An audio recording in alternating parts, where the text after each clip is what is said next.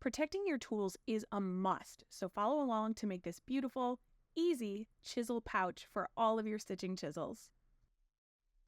This pattern, developed by one of our own, comes with 3 different sizes. Start by grabbing your tools. Some will be necessary and some are optional depending on how you want to customize this project. Featured in this video, I will be using the rustic tri-cut, or use any other 3 to 4 ounce semi-firm leather. You're going to start by marking your pattern using either an awl or a pen.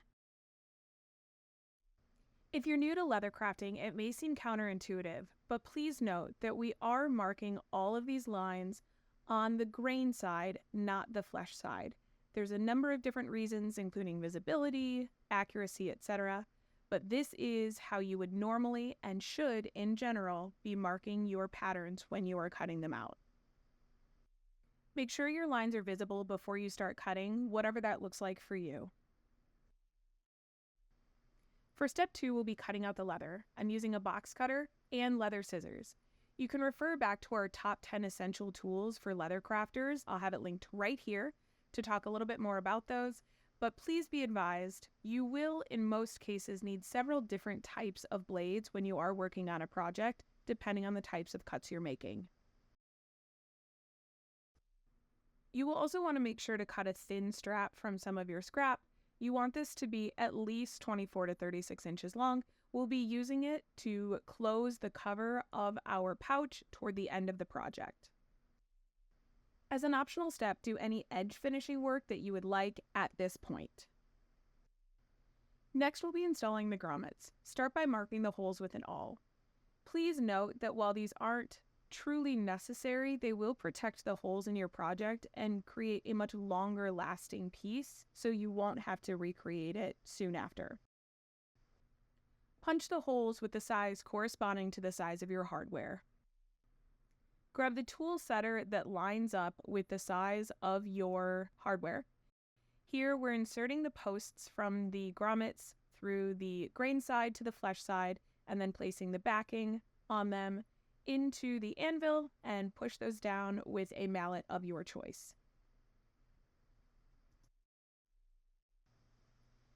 This next step is going to be the most complicated, but it's not nearly as hard as you think it is. Grabbing a pen and using the pattern, mark at the bottom of your project where the holes are going to go, and then mark where the fold line is going to be.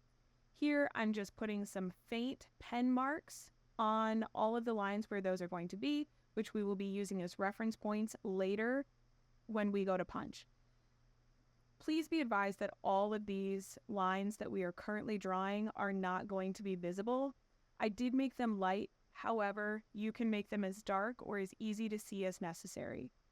At this point, I'm just extending all of the stitch lines so I can see where everything is going to go for all 5 of those stitch lines, and getting ready to fold at the fold line, which we made right there in the middle. Fold that up. I like to use a poly roller to really press that down, get an even line, and make sure that it's going to hold the way I need it to. Then I'm taking some double-sided tape right down to the halfway point. Because it's double-sided, I don't need it the full length. And then go ahead and peel the backing off of that. The scratch awl is one of the easiest tools I found for this to work. If you do have some issues, a great tip here, take that poly roller one more time, roll that tape down nice and firmly onto the leather, and then peel the paper backing off.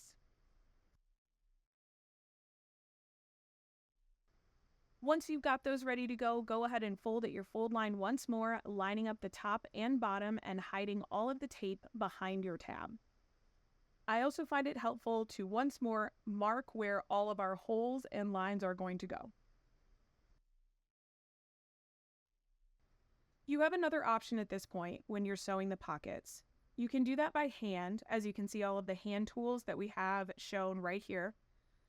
It gives a really nice aesthetic, and you can use the stitching chisels that are being held in the pocket to sew the holes so you know exactly what they look like. Optionally, instead, you can go ahead and use a machine like the Cowboy 797 or the Conso to sew all of those lines up just to expedite the process. It really depends on the aesthetic you're going for. and how you want it to look at the end. If you are opting to hand sew, this is the process. Grabbing that scratch awl once more, I'm going to use a straight edge to mark where all of my stitch lines are going. There will be 5 in total, just like we did before. Grabbing your stitching chisel, I like to match it up to the size that I will be putting in that chisel pouch, although that is entirely up to you. We're going to start from the top of the stitch line and work our way down. This is also a quick reminder that despite there being holes shown on the pattern, you don't have to follow those or use those as an exact guide. You can do it on a machine like so, or you can do it hand sewing with different sizes. The pouch displayed there is a 4mm. I'll be using a 5mm to show off this process, so those holes are just reference points. Make sure to overhang by 1 tine. We're going to use that to overstitch slightly and hold our project in place. You also notice here that I had too many tines. You can overhang those at the end of the stitch line as well. Once you've got them all punched, grab your favorite thread. I'm using the 8mm tiger thread, one of my absolute favorites. We're going to go ahead and thread those up and sew all 5 of those pocket stitch lines, remembering to overlock at the top with that extra stitch that we hung over, and add a back stitch or 2 at the bottom. This optional step can help you keep track a little bit more easily of your pouches. So using some veg tan scrap, I made a small patch that says 5mm, indicating that this pouch will hold my 5mm stitches.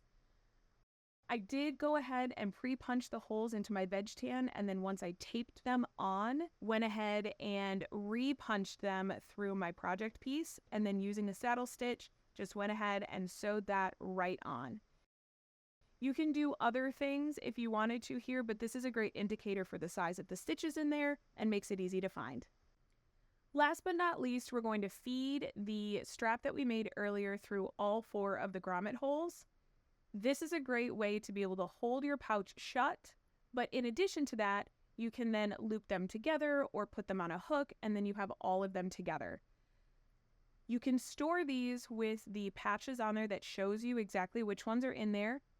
The 4mm and the 4mm, the 5mm and the 5mm.